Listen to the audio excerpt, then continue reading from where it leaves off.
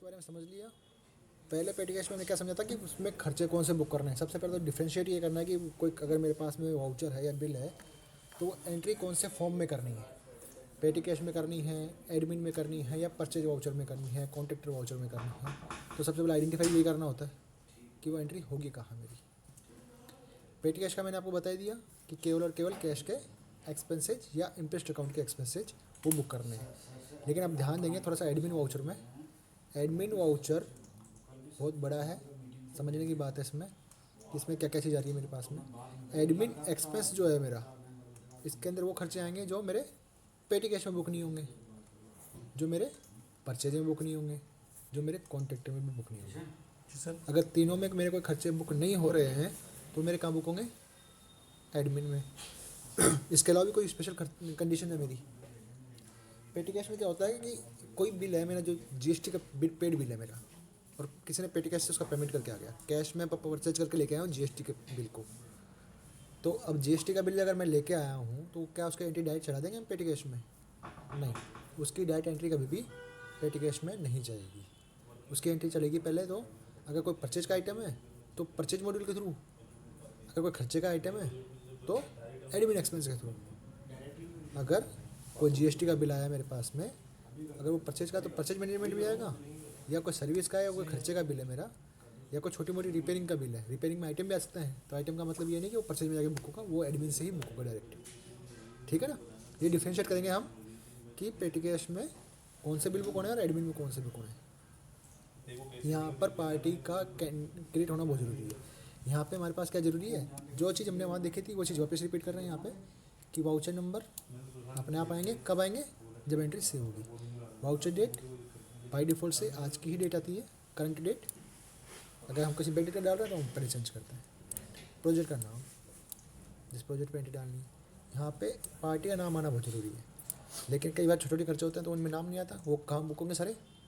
पेटी कैश में। लेकिन अगर मेरा कोई खर्चा था जिसके ऊपर जीएसटी का बिल था तो उस पहले पार्टी का जीएसटी का रजिस्ट्रेशन होगा वेंडर रजिस्ट्रेशन में। इसकी पूरी प्रोसेस बनाई हुई है हमारी कि हम क्या करना है, उसका वेंडर फॉर्म फिल करना है, और जो उसके अंदर मेल आईडी दे रखी है वेंडर फॉर्म में उस पर उसको मेल करना है ताकि वो पहले वेंडर क्रिएट हो। ये वाला जो काम है वेंडर रजिस्ट्रेशन वाला काम, ये साइटों पे नहीं दिया हुआ है। साइटों पे वेंडर रजिस्ट्रेशन के लिए फॉर्म दिया हुआ है। ठीक है, आपको साइट पे वो मिल जाएगा अपनी, कि कोई सा वेंडर फॉर्म भर करके डॉक्यूमेंट अटैच करके वो आपको कौन सी मेल पे भेजना है ताकि उसका वेंडर रजिस्ट्रेशन। एडमिन में एंट्री बुक करने के लिए क्या ज़रूरी है मेरे पास में? पार्टी का नाम। जो जो पार्टियाँ मेरी एडमिन में एक्टिव है वो मेरे को यहाँ पे शो करेगी सारी। ठीक है, ये आ गई बात इसकी। इसमें फिर इसको ऊपर बाद में बिल नंबर, जो बिल आया हमारे पास में उसका बिल की डेट, दोनों बिल्कुल सेम होनी चाहिए जो बिल के ऊपर लिखे हुए हैं ताकि जीएसटी के अंदर ये रिकनसाइल हो सके, जीएसटी से ये मैच हो सके। उसके अलावा यहाँ पे एक चीज़ ध्यान रखने वाली है मेरे को, कौन सी? Asset ID. ये जो 3 फील्ड है मेरे, main bill number, bill date, due date. अगर ड्यू डेट मैं यहाँ चेंज करता हूँ तो मेरी बाय डिफ़ॉल्ट से मेरी ड्यू डेट भी चेंज हो जाती है। लेकिन अगर ड्यू डेट और बिल डेट अलग अलग है, 7 दिन बाद ही पेमेंट करना था, तो मैं यहाँ पे 12 तारीख डाल सकता हूँ। 7 दिन में ड्यू डेट है इसकी। ये हमारी जो अकाउंटिंग कॉन्सेप्ट है उसके हिसाब से ये यहाँ पे डेट हम चेंज कर सकते हैं। उसके बाद में यहाँ पे आता है option asset ID. Asset ID का ऑप्शन क्यों आ रहा है यहाँ पे? कोई भी प्लांट एंड मशीनरी के आइटम है हमारे जिन पे गाड़ियों का रिपेयरिंग का खर्चा हो रहा है, तो उनसे रिलेटेड खर्चे को ट्रैक करने के लिए यहाँ पे हमारे पास में असेट आईडी का ऑप्शन आता है। असेट आईडी का ऑप्शन कब एक्टिवेट होता है? जब आप ऊपर ये देखो, कई बार हाईलाइट क्या करता है, जिसमें इसको सिलेक्ट करने के लिए हाईलाइट दिखा रहा है मेरे को, केवल प्रोजेक्ट का नाम सेलेक्ट करो पहले। अगर मैं राजनांदगांव ऊपर सेलेक्ट करता हूँ और फिर आके मैं यहाँ पे देखता हूँ नीचे, तो मेरे को राजनांदगांव पे जो गाड़ियाँ एक्टिव हैं, राजनांदगांव में जो हमारे पास गाड़ियाँ हैं, ये टीआरसी ट्रैक्टर है, ये एक्सकावेटर है, ये हाइड्रा है, ये बैकअप लोडर है, इनके सबका के नाम के आगे सिंपल लिखा हुआ है, मतलब ये हमारी खुद की गाड़ियाँ हैं। ये लाइट मोटर व्हीकल है, 4 व्हीलर है हमारे पास में। के अलावा यहाँ पे सारी मेरे को हमारी गाड़ियाँ दिख रही हैं। ये 2 व्हीलर गाड़ी है मेरी, ये हमारी सारी जो राजनांदगांव में 2 व्हीलर और 4 व्हीलर एक्टिव हैं वो मेरे को यहाँ दिखाता है। अगर इनसे रिलेटेड कोई खर्चा बुक कर रहे हैं तो हम यहाँ पे उसका आईडी सेलेक्ट कर लेंगे और उसके जो रिलेटेड खर्चे हैं वो नीचे हमारे बुक हो जाएंगे। ठीक है। इसमें क्योंकि जीएसटी पार्टी का खर्चा बुक होगा तो हम क्या करेंगे, यहाँ पे वेंडर सेलेक्ट करने के बाद में उसका जीएसटी का नंबर भी सेलेक्ट करते हैं यहाँ पे। अगर मेरा कोई पार्टी है, अगर मैं कोई पार्टी का नाम लिखूँ यहाँ पे,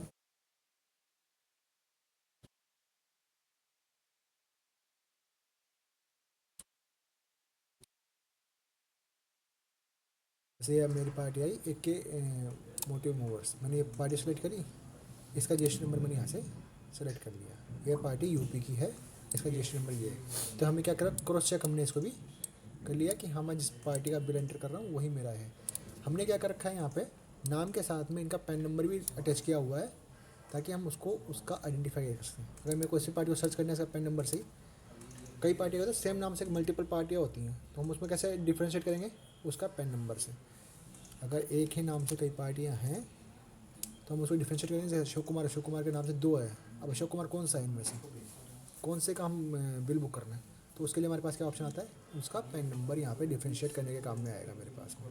पार्टी का नाम उसके पैन नंबर से डिफ्रेंशिएट हो जाएगा। सेम पैन से 2 पार्टियाँ नहीं हो सकती, तो वो हो गया हमारा यहाँ पे। उसके बाद में यहाँ पे है इसका जीएसटी नंबर। अब अशोक कुमार जो है जीएसटी में रजिस्टर्ड है तब तो आएगा, नहीं तो यहाँ पे नहीं आएगा, ये पार्टी जीएसटी में रजिस्टर्ड नहीं है। ये मेरा मेन फॉर्म की बात आ गई। उसके बाद में इसमें मेन फॉर्म के अंदर हम जाते हैं इसकी डिटेल। यहाँ पे नीचे आ गई मेरे खर्चों की डिटेल। जैसे हमने पेटी कैश में एक्सपेंस से लेजर ली थी, यहाँ पे भी हम उसका लेजर सेलेक्ट करेंगे कौन सा खर्चा है। अगर कोई खर्चा है मेरा यहाँ पे रिपेयरिंग एंड मेंटेनेंस, रिपेयर है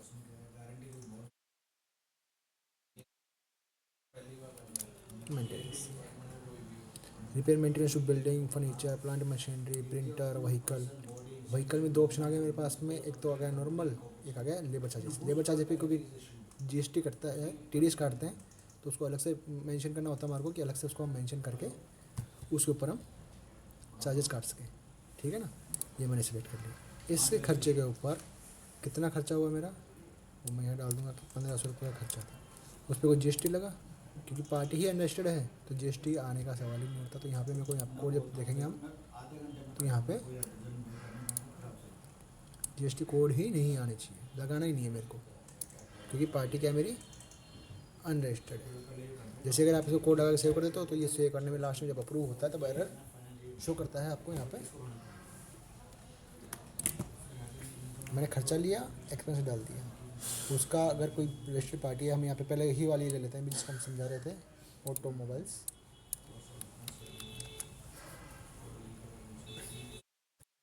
पार्ट्स, ये भी रजिस्टर्ड नहीं है।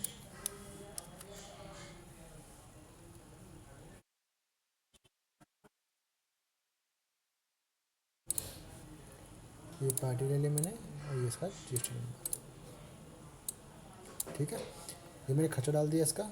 उस खर्चे का जो मेन रजिस्ट्रेशन कोड है, कई बार क्या होता है आइटम में मल्टीपल खर्चा, तो मेरा जो मेन कोड है वो मैं यहाँ पे एंटर करूँगा। उसके बाद में यहाँ पे उसके टैक्स कोड, टैक्स कोड कहीं पे डिपेंड होता है, टैक्स कोड डिपेंड होता है मेरे यहाँ पे। अभी देखेंगे आप यहाँ पे नीचे लिस्ट में, तो यहाँ पे केवल इनपुट आईजीएसटी दिख रहा है, IGST IGST IGST IGST IGST. यहाँ पे सीजीएसटी आईजीएसटी का कोड नहीं दिखा रहा है। यहाँ पे सारे आईजीएसटी के कोड ही हैं, सीजीएसटी जैसा कोड नहीं है। क्यों? क्योंकि राजेंद्र गाँव जो प्रोजेक्ट है हमारा कहाँ का है, ये छत्तीसगढ़ का, और जो जीएसटी नंबर है ये पार्टी कहाँ की है मेरी, यूपी की। तो यूपी छत्तीसगढ़ में जो है इंटर प्रोजेक्ट हो गया, तो यहाँ पे मेरा क्या आ गया, आईजीएसटी। अगर यही बिल मेरा दूसरे अगर यूपी के किसी प्रोजेक्ट में बुक होता तो मेरे को यहाँ पे मैंने यूपी का ही प्रोजेक्ट ले लिया, यहाँ पे चेक करता हूँ तो यहाँ पे मेरे को सीजीएसटी एजीएसटी का कोड दिखा देता है। यहाँ पे मुझे सीजीएसटी एजीएसटी कोड दिखा था, अब आईजीएसटी का कोड नहीं दिखा रहा है यहाँ पे मेरे को।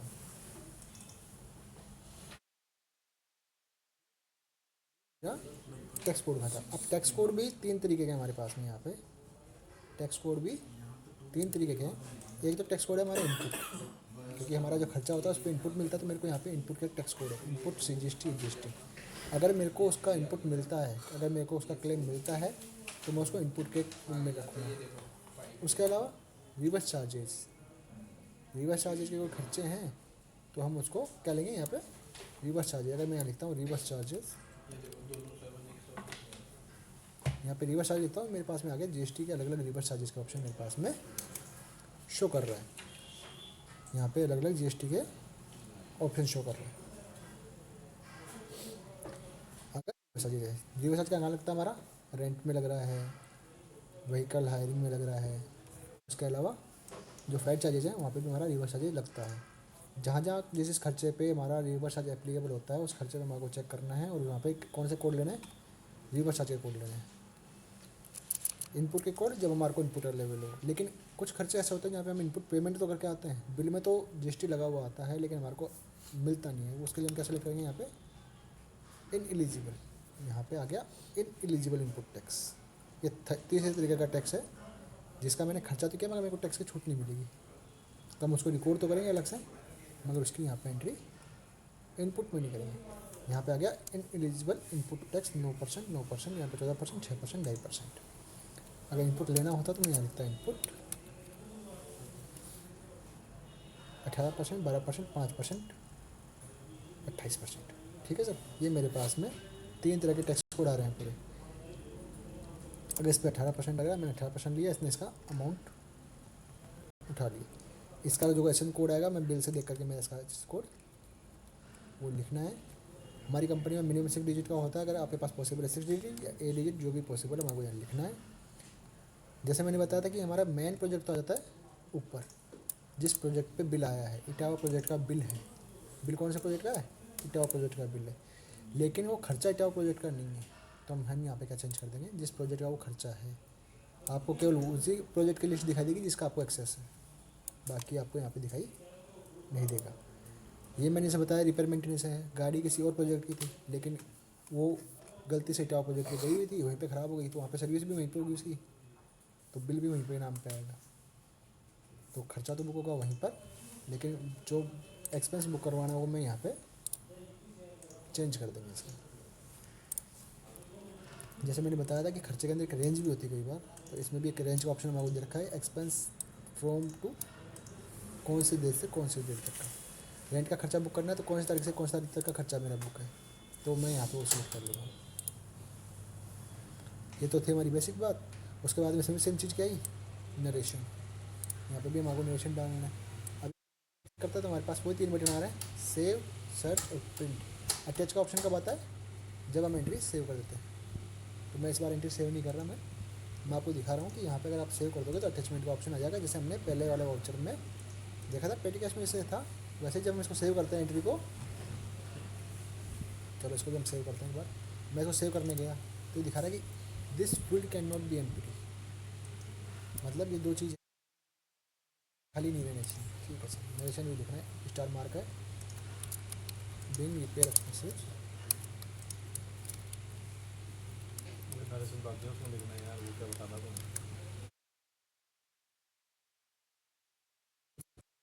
करनी है वो हम यहाँ पे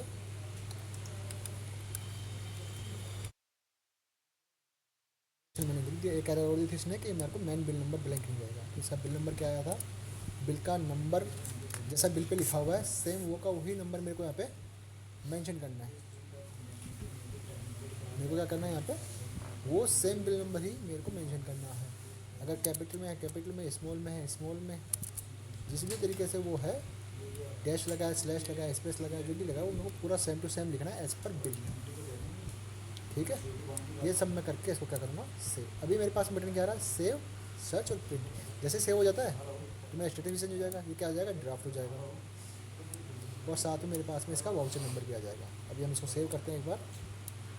मैंने क्या इसको सेव, इसने बोल दी are you sure want to share this TDS कोई है तो आपको चेक करना है, नहीं है मैंने इसको ओके कर दिया। यस, तो वार्निंग आती है, तो वार्निंग भी हमारे को एक बार चेक करनी होती है कि वार्निंग में क्या दे रहा है वो।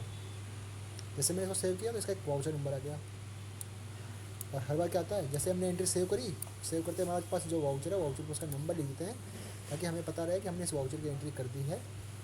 किसी और को भी हम अगर वाउचर देते हैं तो उस पर नंबर रहेगा तो वो क्या करेगा, उसकी एंट्री नहीं करेगा, क्योंकि उस पर वाउचर नंबर डला हुआ है, ताकि हम उसको सिस्टम में ट्रैक करेंगे उसकी एंट्री कौन से नंबर पे है। ठीक है, एंट्री करते ही सबसे पहले उस पर क्या लिखना है, वाउचर का नंबर। अब नीचे मेरे पास में कहेंगे आ गया, सर्च का ऑप्शन नहीं आया, कहेंगे ऑप्शन आ गया अटैच। अब मैं यहाँ से क्लिक करूँगा और जो उसका बिल है, सर्टिफाइड कॉपी है उसकी, जो मैं यहाँ पे अटैच कर दूँगा अभी, जैसे हमने पहले अटैच किया था। इसमें भी क्या ऑप्शन आ गया मेरे पास, सेंड टू वेरिफिकेशन। या सेंड टू वेरिफिकेशन पे क्लिक करेंगे, जिसका भी नाम आया तो हम सेलेक्ट कर लेंगे किसको भेजना है, रिसीव जो लगा वो ऊँचा आने वाला है, ये सारे दे फ्लो दूंगा मैं आपको। आपको साइड से पता चलेंगे कि आपको वाउचर किसको भेजना है, ठीक है ना। ये सारी चीज़ें वहाँ से होगी। इतनी अगर चीज़ आपको समझ में आ गई, इतनी चीज़ आपको समझ में आ गई नील सर, समझ में आ गया ना सर इतना।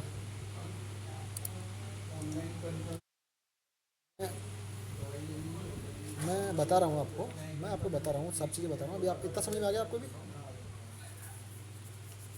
इतना समझ में आ गया आपको, ठीक है सर। मैंने आपको बताया था कि हमारे पास में सबसे पहले डिसाइड ये करना होता है कि हमारे को कौन से वाउचर में एंट्री करनी है।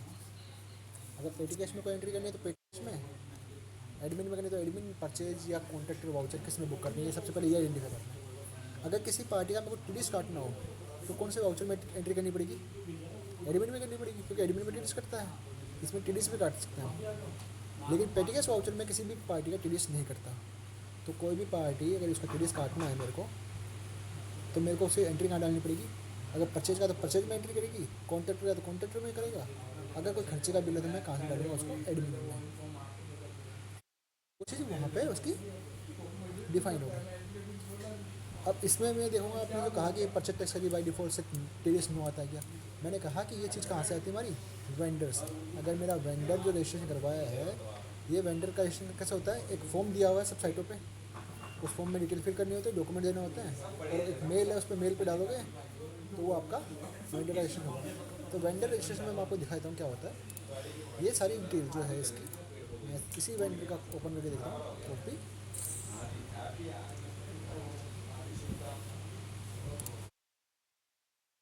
समरी में आ गया, मैंने अकाउंट्स पेबल,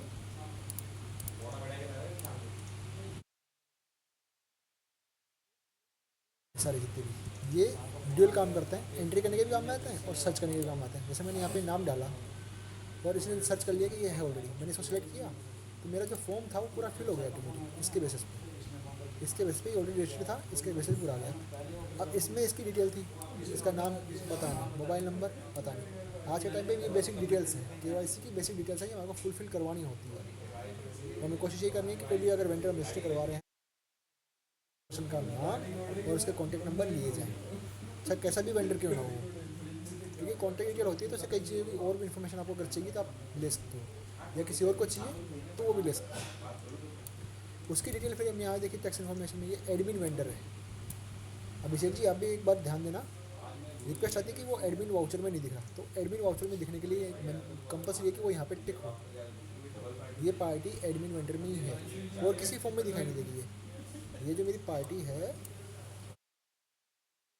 बस ये एडमिन में दिखाई देगी। अगर कोई सप्लायर में जाकर इसको चेक करे तो वहाँ पे ये दिखाई नहीं देगी।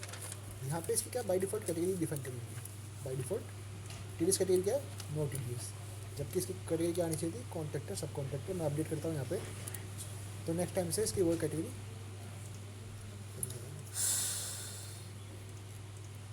सही है क्या? वो बता दें सर, ठीक है। ये बाय डिफ़ॉल्ट जो कैटेगरी होती है मेरी यहाँ से सेट होती है कि इस वेंडर पे बाय डिफ़ॉल्ट कौन से नेचर का टीडीएस कटेगा। अगर कोई पार्टी है मेरी रेंट की पार्टी, जिसको मैं किराया दे रहा हूँ, गेस्ट हाउस का किराया दे रहा हूँ या गोडाउन का किराया दे रहा हूँ, तो उसके नेचर पे क्या कटेगा मेरा बाय डिफ़ॉल्ट, रेंट का टीडीएस सेट करेंगे। अगर कोई पार्टी से मैं परचेज करता हूँ तो उसमें परचेज के अकॉर्डिंग टीडीएस कटेगा, तो बाय डिफ़ॉल्ट कैटेगरी यहाँ पे सेट हो जाती है। ये कैटेगरी मेरी बाय डिफ़ॉल्ट यहाँ पे सेट होती है। उसका रजिस्ट्रेशन टाइप क्या है, जीएसटी क्या है, बैंक डिटेल क्या है, सारी वेंडर में डलती है। तो ये चीज़ क्या होती है यहाँ फिल होगी, ये सारे वेंडर फॉर्म के थ्रू हम करवाते हैं इसका।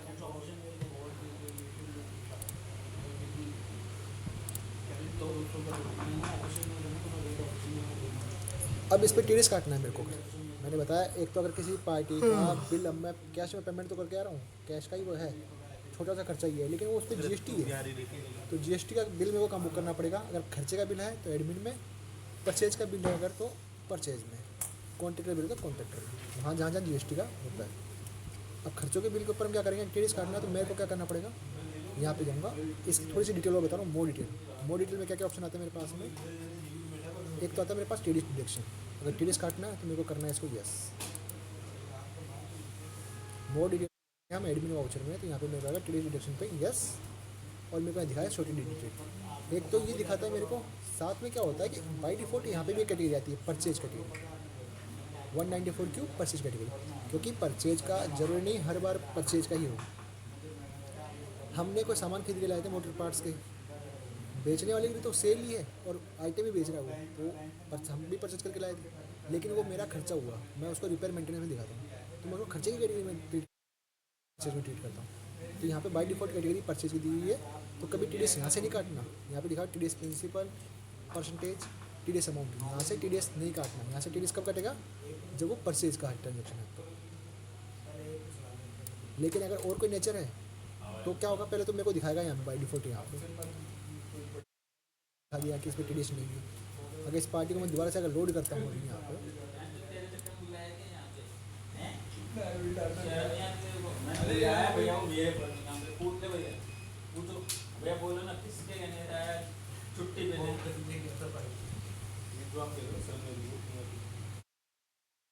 जैसे इसको मैंने रीलोड किया तो इसकी बाई डिफ़ॉल्ट कैटेगरी क्या सेट की थी मैंने भी, कॉन्ट्रैक्टर सब कॉन्ट्रैक्टर, तो वो यहाँ पे सेट हो गई इसकी कैटेगरी।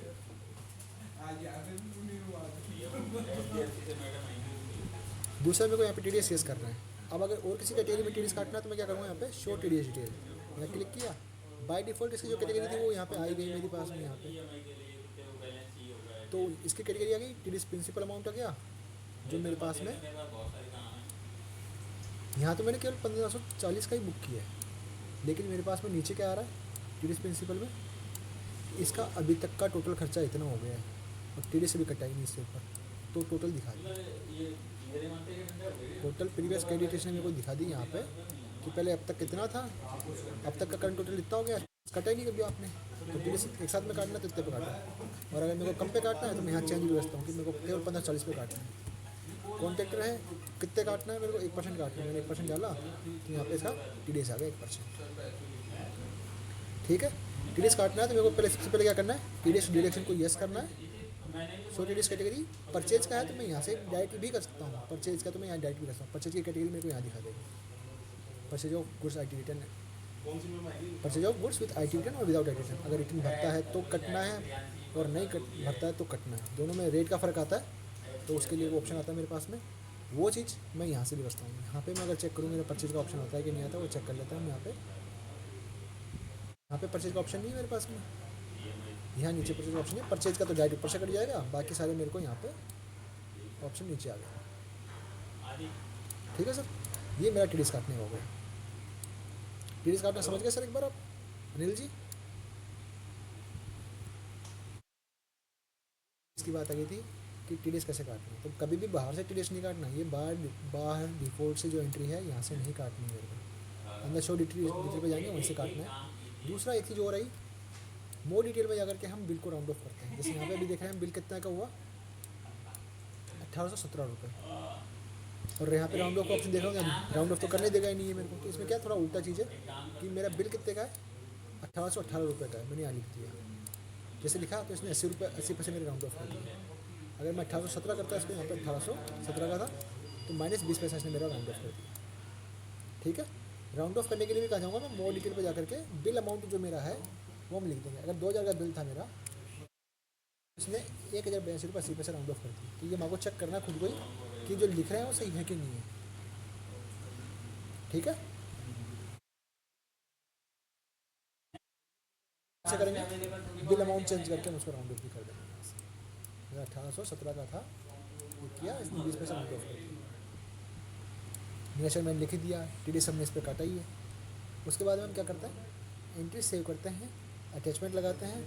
अगर कोई वेरिफिकेशन करना है, अब मैं भेजता हूँ उसको, सेंड टू वेरिफिकेशन में क्लिक किया तो यहाँ पे वो क्या एंट्री दिखा रही है कि क्या पोस्टिंग हो रही है, तो इसने मेरा CGST input SGST input debit कर रहा है, vehicle repair maintenance account IT को क्रेडिट कर रहा है और राउंड ऑफ को क्रेडिट कर रहा है, ये होना था। लेकिन टीडीएस का एंट्री नहीं दिख रही, हम करते हैं इसमें टीडीएस भी काटना है, टीडीएस पे गया मैं 1%, यहाँ पे मैंने 1% 15 रुपये टीडीएस कटा मेरा।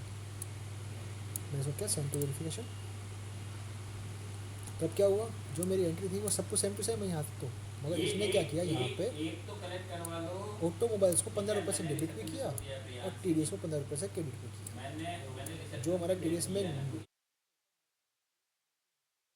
अलग करके 15 रुपये यहाँ से कम करता और पार्टी को कितने से क्रेडिट करता मैं, 18 रुपये 2 पैसे से, 1802 रुपये से मैं करता क्रेडिट। लेकिन इसने क्या किया, पूरे बिल से तो इसको क्रेडिट किया और TDS का अलग से अमाउंट पास किया इसने, पूरा TDS का अमाउंट अलग से पास किया। बिल का टोटल अलग हो गया मेरा, बिल का हो गया इसके इंक्लूड। ठीक है सर, क्लियर है चीज?